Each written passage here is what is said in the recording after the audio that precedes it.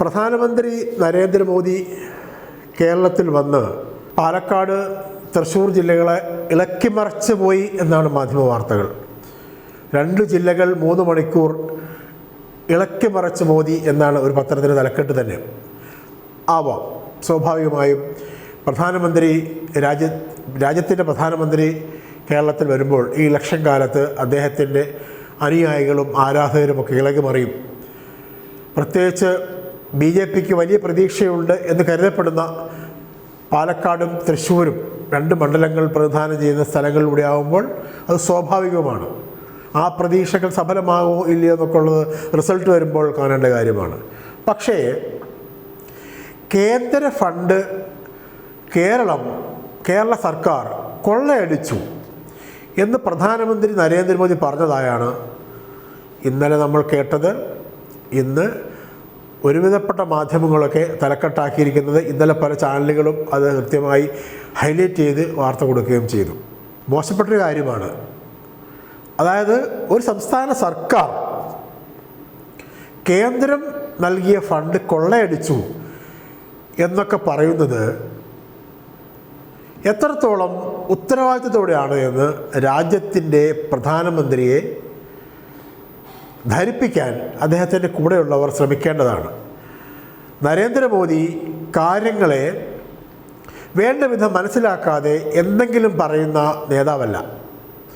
അദ്ദേഹം രാജ്യത്തുടനീളം തെരഞ്ഞെടുപ്പ് കാലത്താണെങ്കിലും അല്ലെങ്കിലും സഞ്ചരിക്കുമ്പോൾ അദ്ദേഹം പറയുന്ന കാര്യങ്ങളിൽ പിന്നീട് ചോദ്യമുണ്ടാകും എന്ന്, മാധ്യമങ്ങൾ അത് ആവർത്തിച്ച് തിരിച്ചു ചോദിക്കുമെന്ന്, അല്ലെങ്കിൽ പ്രതിപക്ഷ പാർട്ടികൾ ആ ചോദ്യത്തെ തിരിച്ച് രാഷ്ട്രീയമായി പാർലമെൻറ്റിനും പുറത്തും ഉന്നയിക്കുമെന്ന് അദ്ദേഹത്തിന് നല്ല ബോധ്യമുണ്ട്. അദ്ദേഹം മാധ്യമങ്ങളെ പതിവായി അഭിമുഖീകരിക്കാൻ തയ്യാറാകുന്ന ആളല്ല എങ്കിലും പാർലമെൻറ്റിൽ പോലും പലപ്പോഴും വന്ന് സംസാരിക്കാനോ ചോദ്യങ്ങൾ അഭിമുഖീകരിക്കാനോ തയ്യാറാവുന്ന ആളല്ല എങ്കിലും കാര്യങ്ങളെ വേണ്ടവിധം മനസ്സിലാക്കാൻ ശേഷിയുള്ള രാഷ്ട്രീയ പ്രവർത്തകനാണ്. കുറേ പതിറ്റാണ്ടുകളായി ഇന്ത്യയുടെ രാഷ്ട്രീയ ഭൂപടത്തിൽ അദ്ദേഹം കൃത്യമായി രേഖപ്പെടുത്തപ്പെട്ട ആളാണ്. പ്രധാനമന്ത്രിയായത് 2014 അതിനുമുമ്പ് വർഷങ്ങളോളം ഗുജറാത്ത് മുഖ്യമന്ത്രിയായിരുന്നു. പറഞ്ഞു വന്നത്, നരേന്ദ്രമോദി കേരളത്തിൽ വന്നിട്ട് കേന്ദ്ര ഫണ്ട് സംസ്ഥാന സർക്കാർ കൊള്ളയടിച്ചു എന്ന് പറയുമ്പോൾ അത് ഒരു സംസ്ഥാന സർക്കാർ എന്ന് പറയുന്ന മിഷണറിക്കെതിരെ ഉന്നയിക്കുന്ന ഗുരുതരമായ ആരോപണമല്ലേ?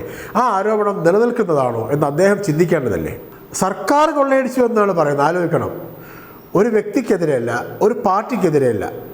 മുഖ്യമന്ത്രി കൊള്ളയടിച്ചുവെന്നോ, CPM കൊള്ളയടിച്ചെന്നോ, കേരളത്തിലെ പ്രതിപക്ഷം കൂടി ചേർന്ന് എന്തെങ്കിലും കച്ചവടം നടത്തിയെന്നോ, പ്രതിപക്ഷ പാർട്ടികളും സർക്കാരും ചേർന്നിട്ട് ഒത്തുതീർപ്പുണ്ട്, കേരളത്തിൽ UDF LDF ഒത്തുതീർപ്പ് രാഷ്ട്രീയമാണെന്ന് അവർ നിരന്തരം പറയുകയാണല്ലോ. അതുകൊണ്ട് അവർ ചേർന്ന് കൊള്ളയടിച്ചെന്നോ അല്ല, സർക്കാർ കൊള്ളയടിച്ചു എന്നാണ് പറയുന്നത്.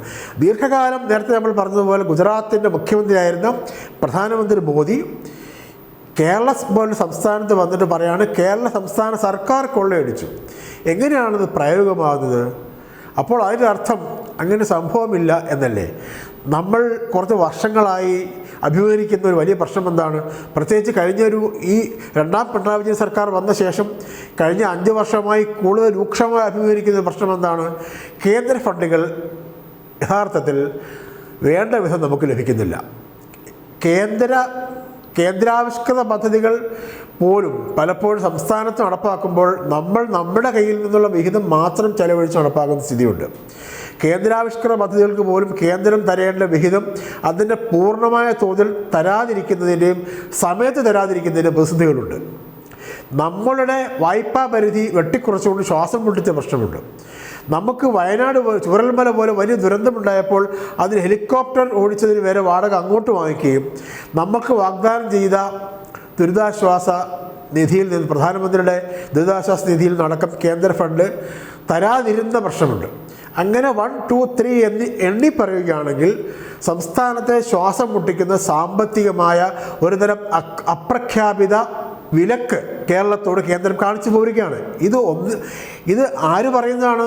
ഏതെങ്കിലും ഒരാൾ പറയുന്നില്ല. കേരളത്തിൻ്റെ മുഖ്യമന്ത്രി പിണറായി വിജയൻ്റെ നേതൃത്വത്തിൽ തിരുവനന്തപുരത്ത് പാളയം രക്തസാക്ഷി മണ്ഡപത്തിൽ ആലോചിച്ച് നോക്കണം. മുഖ്യമന്ത്രിയും മന്ത്രിമാരും സത്യാഗ്രഹം നടത്തേണ്ടി വരുന്നു. കേന്ദ്രം കേരളത്തോട് നടത്തുന്ന അവഗണനയ്ക്കെതിരെ, അനീതിക്കെതിരെ, വിവേചനത്തിനെതിരെ. അത് അസാധാരണമാണ്. ഒരു സംസ്ഥാനത്തിൻ്റെ മുഖ്യമന്ത്രിയും മന്ത്രിമാരും ഇറങ്ങി സത്യാഗ്രഹം നടത്തുക കേന്ദ്രത്തിനെതിരെ എന്ന് പറഞ്ഞാൽ ഒരു എക്സ്ട്രീമാണ്. വേറെ നിർവാഹമില്ലാതെ ചെയ്തതാണ്. അങ്ങനെയൊക്കെ ചെയ്യേണ്ടി വന്ന സാഹചര്യമുണ്ട്. എന്നിട്ട് പോലും നമ്മൾ കേരളത്തിൽ ഒരു ദിവസം പോലും സർക്കാർ ജീവനക്കാരുടെ ശമ്പളം മുടക്കിയിട്ടില്ല, അധ്യാപകരുടെ ശമ്പളം മുടക്കിയിട്ടില്ല. ഇവരുടെ ആരുടെ ശമ്പളം ഒരു ദിവസം പോലും വൈകിപ്പിച്ചിട്ടില്ല.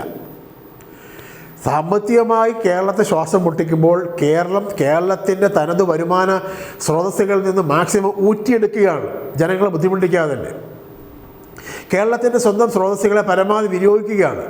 അങ്ങനെയൊക്കെയാണ് നമ്മൾ പിടിച്ചു. കേരളത്തിൻ്റെ കഴിഞ്ഞ 5 വർഷത്തെയെങ്കിലും സാമ്പത്തിക ധനകാര്യ മാനേജ്മെൻറ്റിനെ കുറിച്ച് ധനകാര്യമന്ത്രി KN ബാലഗോപാലുമായി ഒന്ന് വിശദമായി സംസാരിച്ചാൽ കേരളം എങ്ങനെ ഈ കാലത്തെ അതിജീവിച്ചു എന്നതിന് കൃത്യമായ വിവരം കിട്ടും.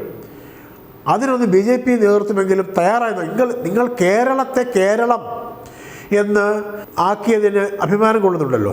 കേരളത്തിൻ്റെ പേര് കേരളം എന്ന് പൂർണ്ണരൂപത്തിലാക്കണം രേഖകളിൽ എന്ന അപേക്ഷ BJP സർക്കാരാണ്, BJP സംസ്ഥാന നേതൃത്വം ഇടപെട്ടാണ് ശരിയാക്കി തന്നതെന്നൊക്കെ പറയുന്നുണ്ട്. അങ്ങനെ ഉണ്ടെങ്കിൽ കേരളം എങ്ങനെ അതിജീവിക്കുന്നു എന്നുകൂടി നിങ്ങൾ പഠിക്കണം, മനസ്സിലാക്കണം. എന്നിട്ട് കേരളത്തിനൊപ്പം നിൽക്കണം.